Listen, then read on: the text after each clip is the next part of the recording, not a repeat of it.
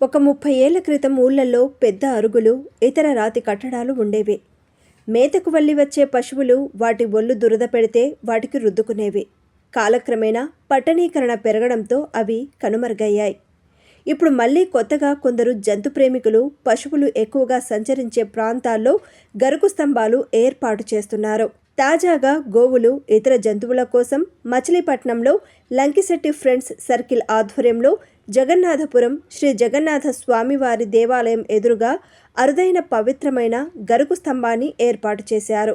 గోమాతల గంగడోలు రుద్దుకునే నిమిత్తం వాటికి ఎంతో ప్రీతిపాత్రమైన గరుకు స్తంభంను న్యాయవాది లంకిశెట్టి బాలాజీ, 15వ వార్డు మాజీ కౌన్సిలర్ లంకిశెట్టి వనజ దంపతులు 20,000తో ఏర్పాటు చేశారు. పచ్చగడ్డి బజారుగా పేరు పొందిన జగన్నాథపురంలో ప్రతిరోజు అనేక గోమాతలు వస్తూ ఉంటాయని, వాటి సౌకర్యం కోసం ఈ ఏర్పాట్లు చేసినట్లు వారు తెలిపారు.